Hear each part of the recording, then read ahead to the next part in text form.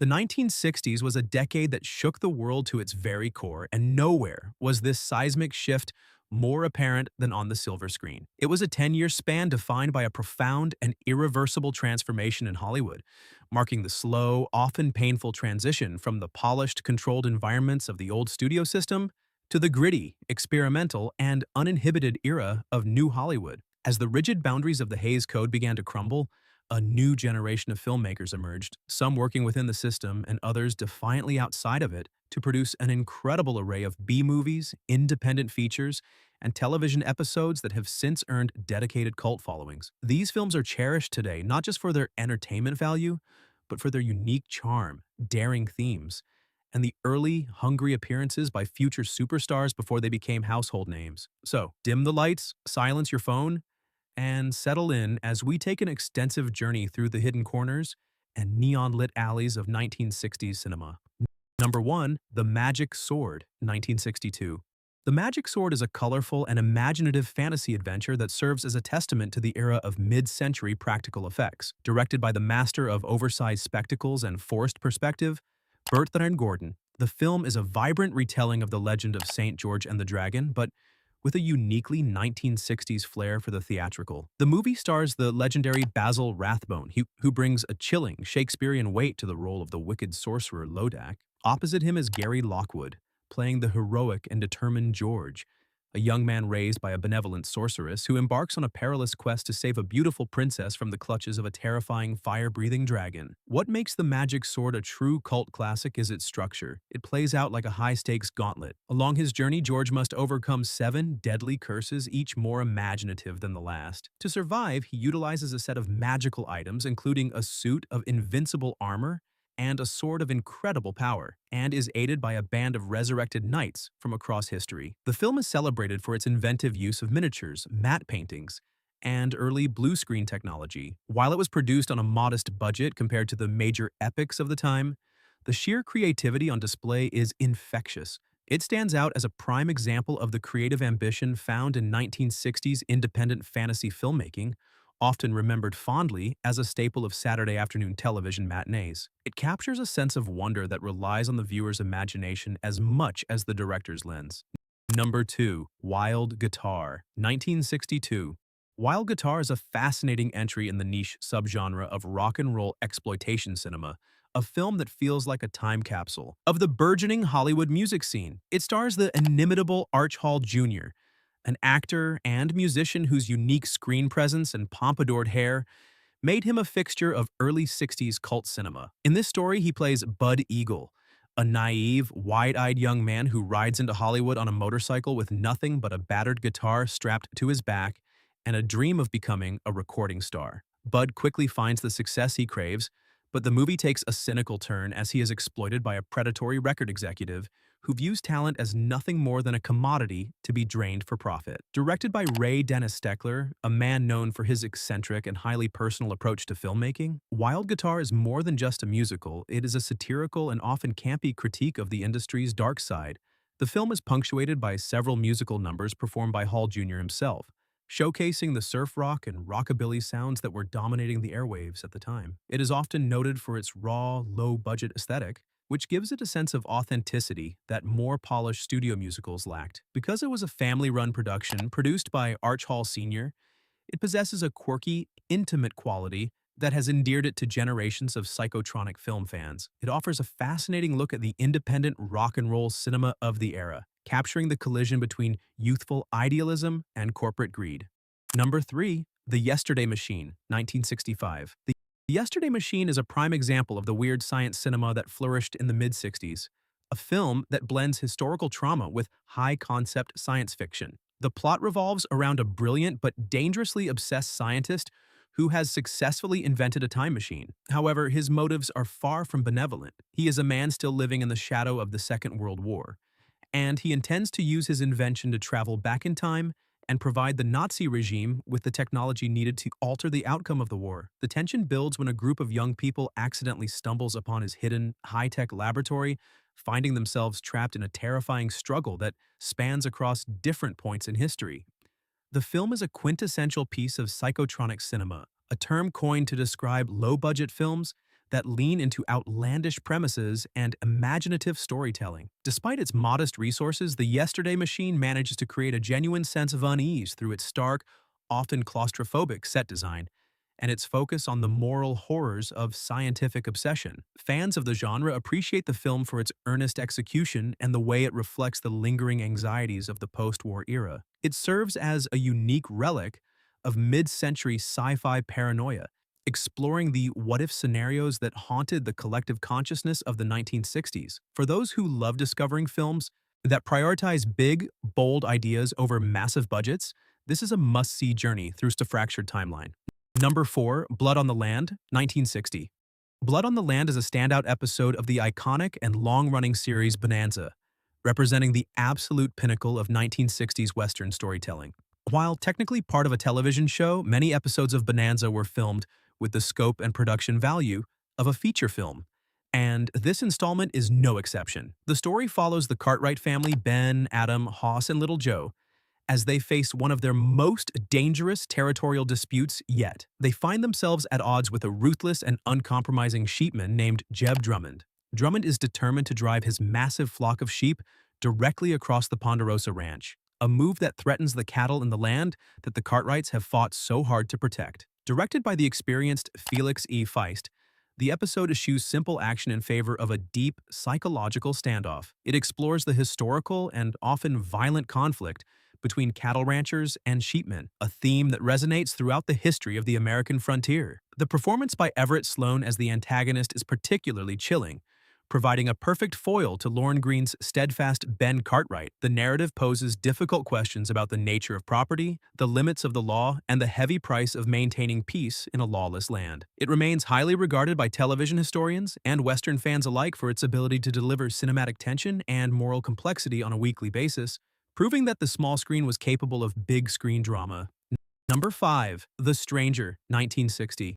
The Stranger is another compelling and atmosphere-heavy episode from the early years of Bonanza that has rightfully earned its status as a cult classic within the Western genre. The episode begins with a classic Western trope. A mysterious man rides into Virginia City, appearing out of the dust with no clear origin. He approaches the Ponderosa and claims to be an old, dear friend of the Cartwright family, specifically connected to Ben's past. However, as he settles in, inconsistencies in his story begin to surface, and his true motives become increasingly opaque. The Cartwright brothers are forced to play a dangerous game of observation and deduction, as they try to figure out if this man is a genuine ally or a threat lurking in their own home. What sets The Stranger apart is its focus on suspense and character interrogation. Rather than relying on a traditional shootout, the drama is derived from the unraveling of a web of deceit and the uncovering of long-buried secrets. The episode makes excellent use of the beloved regular cast, allowing the brothers to showcase their different temperaments when dealing with an intruder. It is praised for its mystery-driven narrative and its moody, almost noir-like direction, which was quite advanced for 1960s television. It offers a perfect blend of high-stakes suspense and the classic frontier drama that made the Cartwrights global icons. For viewers who enjoy a whodunit set against the backdrop of the Sierra Nevada mountains, this episode is a masterclass in episodic storytelling. Number 6. High School Caesar, 1960. High School Caesar is a fascinating and gritty dive into the world of juvenile delinquency, a subgenre that exploded in the late 50s and early 60s as Hollywood tried to grapple with the emerging teenager as a social force. The film stars John Ashley as Matt Stevens, a wealthy, intelligent, and deeply manipulative high school student who behaves less like a teenager and more like a mob boss. Matt runs a sophisticated protection racket within the school, controlling his peers through a mixture of intimidation, financial leverage, and social engineering.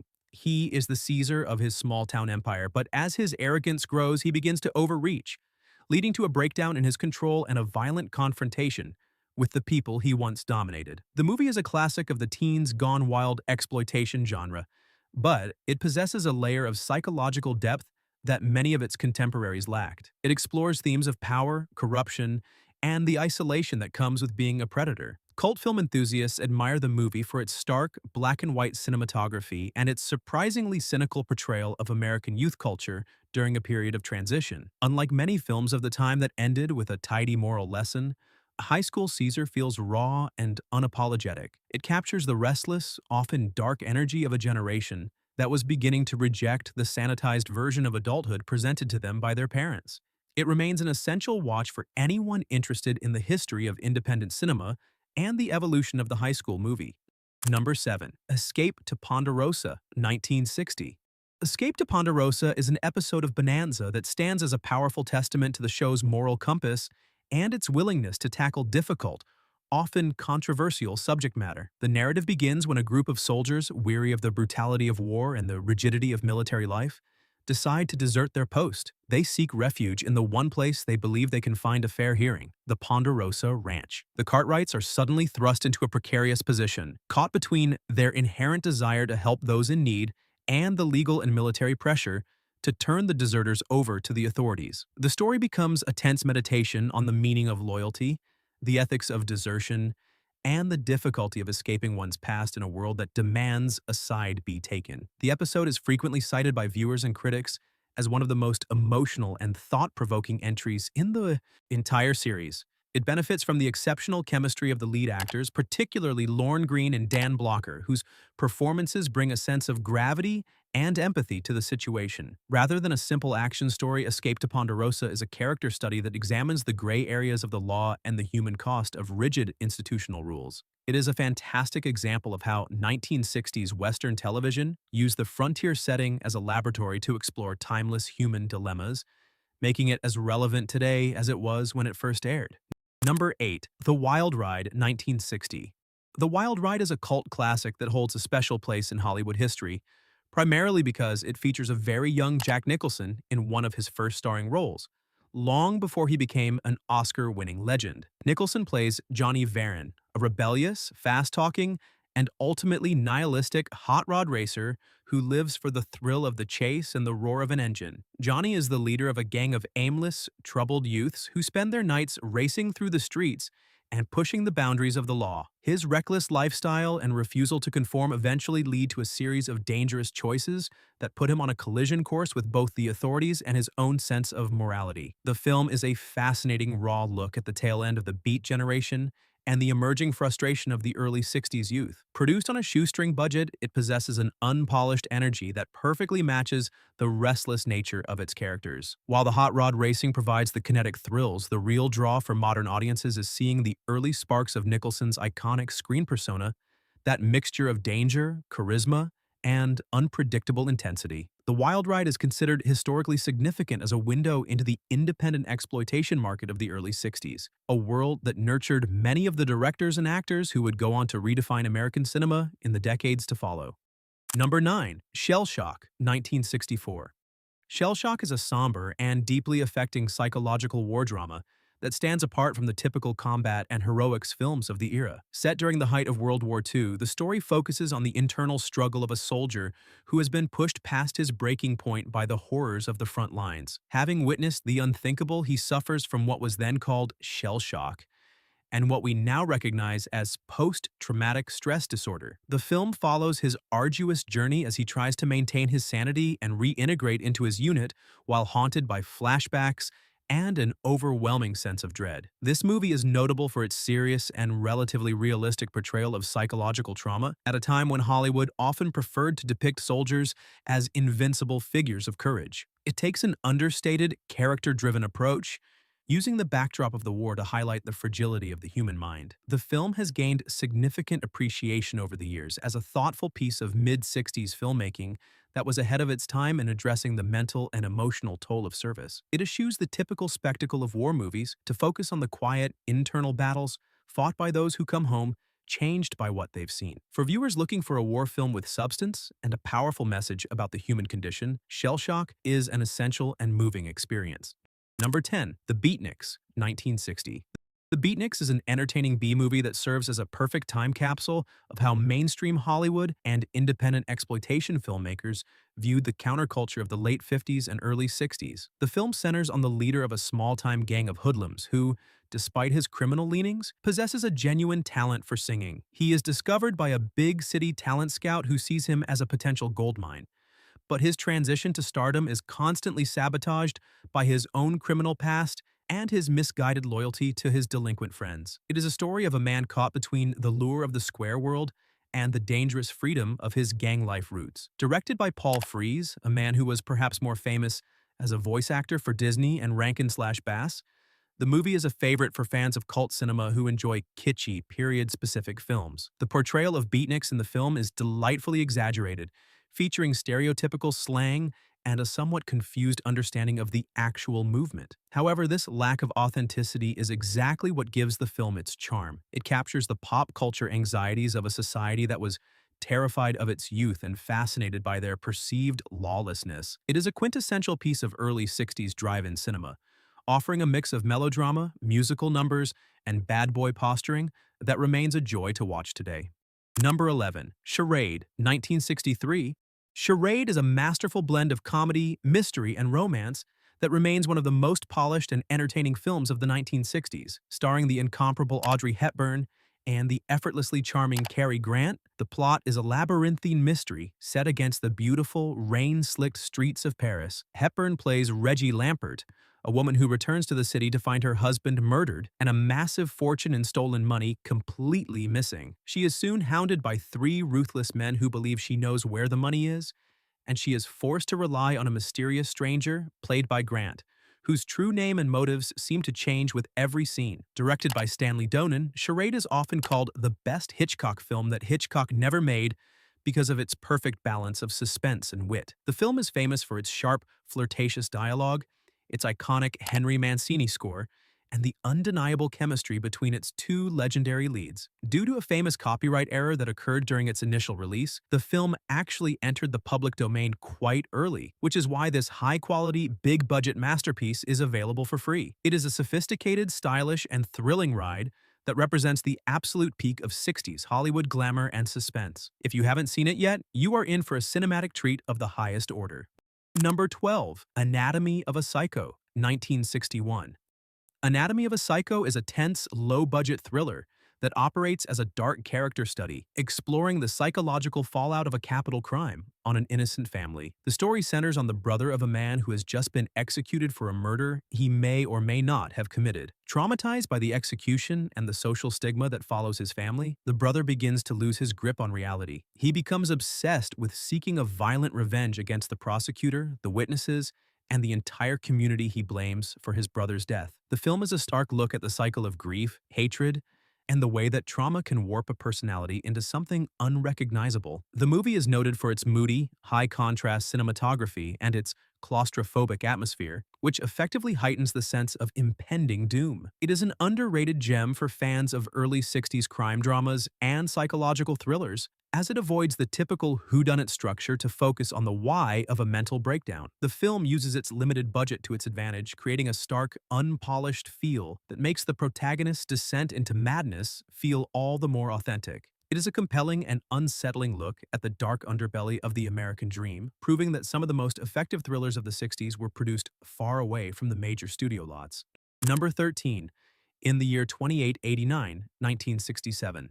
In the Year 2889 is a post-apocalyptic science fiction horror film that serves as a fascinating example of the television remake boom of the late 60s. Directed by Larry Buchanan for American International Pictures, the film is actually a retelling of Roger Corman's earlier feature, Day the World Ended. The plot follows a small, diverse group of survivors who have managed to find shelter in a remote, protected valley following a devastating nuclear war that has wiped out most of civilization. As they struggle to maintain some semblance of order and humanity, they must contend with dwindling resources, internal power struggles, and the terrifying threat of mutated creatures that roam the radioactive wasteland just outside their door. The film has become a staple of the B-movie circuit and is cherished by fans of 60s sci-fi for its creative use of a limited budget. Buchanan was known for his ability to stretch a dollar, and while the special effects and monster suits are undeniably kitschy by modern standards, they possess a unique charm and imagination. The film captures the Cold War-era obsession with nuclear apocalypse, turning a global catastrophe into a claustrophobic chamber drama. It is an interesting cultural artifact that reflects the fears of its time while providing the kind of earnest, creature feature entertainment that defined the drive-in and late-night television experience for a generation. Number 14. The Deadly Companions, 1961. The Deadly Companions is a significant entry in Western history as it marks the directorial debut of Sam Peckinpah, the man who would later revolutionize the genre with masterpieces like The Wild Bunch. Starring the legendary Maureen O'Hara and Brian Keith, the story is far from a traditional Western adventure. Keith plays a former Union soldier who, during a chaotic shootout, accidentally kills a young boy. Consumed by guilt and seeking some form of atonement, he agrees to escort the boy's mother across a vast stretch of dangerous Apache territory so she can bury her son next to his father. The journey is fraught with physical danger and psychological tension, as the two characters struggle to find common ground. The film is a somber and beautiful Western that prioritizes character development and atmospheric tension over simple action. You can see the early seeds of Peckinpah's signature style, his interest in moral ambiguity, the burden of the past, and characters who are forced to survive in a harsh and unforgiving landscape. Rather than a straightforward hero, the protagonist is a flawed, haunted man, and the relationship between him and Maureen O'Hara's character is complex and often painful. It is a must-watch for fans of the director's later work, or for anyone who appreciates a Western that treats its characters with psychological depth and respect. It represents a turning point in the genre, moving away from the myths of the West and toward a more human and realistic portrayal of frontier life. Number 15, Devils of Darkness, 1965. Devils of Darkness is a stylish and intriguing British horror film that offered audiences a unique, modern take on the vampire legend just as the traditional Gothic era was starting to fade. The plot follows a group of unsuspecting vacationers who travel to a remote village in Brittany, only to discover that the area is home to an ancient, immortal vampire cult led by the enigmatic and sinister Count Sinistere. The film is notable for moving the vampire trope out of fog-drenched castles and into a contemporary mid-60s setting, complete with vibrant colors, modern fashion, and a mod sensibility that reflects the swinging London era. The movie has gained a significant cult following for its atmospheric direction and its willingness to depart from the conventions established by Hammer films. It focuses more on the occult and the secretive nature of the cult than on simple bloodletting, creating a sense of mystery that keeps the viewer engaged. The use of color is particularly striking, giving the film a dreamlike, almost psychedelic quality that was becoming popular in horror cinema during the mid-60s. For fans of European horror or those who enjoy seeing classic monsters adapted for a modern world, Devils of Darkness is an entertaining and visually compelling piece of 1960s cinema that bridges the gap between the old world and the new. Number 16, Nothing But a Man, 1964. Nothing But a Man is a critically acclaimed and deeply moving drama that stands as one of the most important independent films of the 1960s. Starring Ivan Dixon and the legendary singer Abbey Lincoln, the film provides a stark, realistic, and profoundly honest look at the lives of African Americans living in the rural South during the height of the Civil Rights era. The story follows Duff Anderson, a railroad worker who decides to give up his transient lifestyle to settle down and marry a preacher's daughter. However, his journey toward a simple, dignified life is constantly thwarted by systemic racism, economic exclusion, and the psychological pressure of a society designed to keep him in a position of subservience. The film is celebrated for its understated acting, its refusal to rely on melodramatic cliches, and its focus on the quiet, daily struggles of its characters. It is a movie about the meaning of manhood and the heavy price of maintaining one's integrity in an unjust world. Nothing But a Man has been preserved in the National Film Registry for its immense cultural and historical significance, and it remains a powerful and essential piece of American cinema. It offers a window into a specific time and place, but its themes of dignity, love, and resilience are universal and timeless. For viewers who appreciate cinema as a tool for social commentary and human empathy, this film is an unforgettable experience. Number 8, 17, The Little Shop of Horrors, 1960.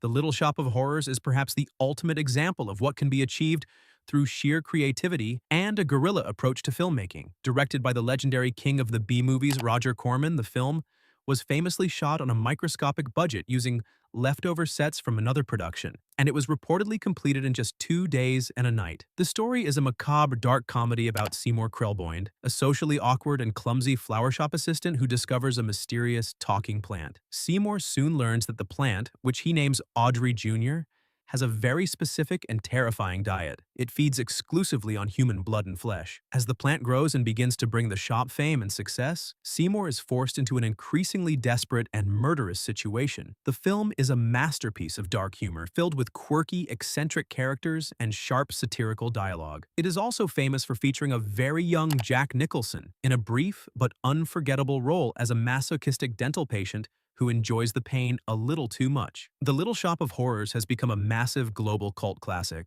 inspiring a long-running stage musical and a later big-budget film remake. However, the original Corman version remains a favorite for its irreverent spirit and the way it demonstrates that a great idea and a talented cast are far more important than a massive budget. It is a fast-paced, hilarious, and genuinely weird piece of 60s cinema that never gets old. Number 18. Creature from the Haunted Sea, 1961. Creature from the Haunted Sea is another delightful and irreverent production from the Roger Corman stable, serving as a zany parody of both the creature feature horror films and the hard-boiled spy thrillers that were popular at the time. The plot follows a group of bumbling criminals who try to take advantage of the political chaos during the Cuban Revolution to escape with a fortune in stolen gold. To cover their tracks and explain the disappearance of their cohorts, the leader of the gang invents a story about a mythical, bloodthirsty sea monster that is stalking them. The comedy ensues when a real, mysterious creature actually begins to lurk in the water, leading to a series of absurd and hilarious encounters. The film is famous for its shoestring budget and its intentionally ridiculous monster suit, which looks more like a collection of bathroom supplies than a terrifying beast. However, this is all part of the film's charm. It doesn't take itself seriously for a single second, leaning into the absurdity of its premise with a wink to the audience. It is a quintessential example of independent cult comedy from the early 60s, capturing the fun, experimental spirit of a group of filmmakers who were clearly having a blast. For anyone who enjoys a movie that celebrates the joy of B-movie kitsch while delivering some genuine laughs, Creature from the Haunted Sea is a fantastic and irreverent watch. Number 19. Triple Cross, 1966. Triple Cross is a high-stakes and exciting war thriller that is made even more compelling by the fact that it is based on the incredible true story of Eddie Chapman. Starring the charismatic Christopher Plummer, the film follows Chapman, a notorious British safecracker and criminal who finds himself imprisoned on the Channel Islands when the Germans occupy the territory during World War II. Seeing an opportunity to escape his cell, Chapman offers his services to the German intelligence as a spy. However, his plan is far more complex. Once he is trained and dropped back into England, he immediately contacts the British authorities and begins a dangerous double life as a triple agent, working for both sides in a desperate game of survival and deception. The movie is a solid and thoroughly entertaining spy film that captures the tension and moral ambiguity of wartime espionage. Christopher Plummer delivers a strong lead performance, portraying Chapman as a man who is as charming as he is duplicitous. The film chronicles his high-stakes journey from a small-time criminal to a key figure in the intelligence war, providing a fascinating look at a real-life narrative that is almost too wild to be true. For fans of World War II history or classic thrillers, Triple Cross offers a gripping and sophisticated experience that highlights the shadowy world of those who fought the war in the dark. Number 20. The Black Door, 1962. The Black Door, originally released under the much more evocative title The Brain That Wouldn't Die, is an iconic and grotesque science fiction horror film that has long been a cornerstone of cult cinema. The story follows Dr. Bill Courtner, a brilliant but morally unhinged surgeon who is obsessed with experimental transplant surgery. After a horrific car accident leaves his beautiful fiancée decapitated, Courtner manages to keep her severed head alive in a secret laboratory through a series of experimental procedures. Driven by a mixture of grief and scientific ego, he then begins a frantic and murderous search through the city's nightlife, looking for a perfect body to transplant her head onto, all while the head itself begins to develop telepathic powers and a deep hatred for her savior. The film is a masterpiece of low-budget horror, famous for its dark, oppressive atmosphere and its exploration of the ethical and psychological boundaries of science. It is an unsettling and often bizarre journey that taps into deep-seated fears about the loss of identity and the horrors of medical intervention. The Black Door remains a definitive cult favorite, frequently featured in late-night horror marathons, and celebrated for its uncompromisingly weird and macabre tone. It is a fascinating relic of the early 60s that demonstrates how horror cinema was beginning to move toward more explicit and psychologically disturbing territory, making it a must-watch for anyone interested in the evolution of the genre. There you have it, an extensive look at 20 incredible and often forgotten cult classics from the 1960s, all of which are currently waiting for you to discover them for free on YouTube. This massive list showcases the incredible diversity of a decade that was constantly pushing the boundaries of what cinema could be. Whether it was through high-stakes westerns that questioned the law, sophisticated thrillers that redefined style, or low-budget horror and sci-fi that captured the anxieties of the nuclear age, the 1960s was a laboratory for creativity. Each of these films is a unique piece of cinematic history, offering a direct window into the minds and the spirits of the filmmakers who were brave enough to work outside the lines. Which of these legends are you going to watch first? Have you seen any of these before, perhaps on a late-night television broadcast years ago? Let us know in the comments below, and don't forget to share this list with your fellow movie buffs. Until next time, keep the magic of the movies alive.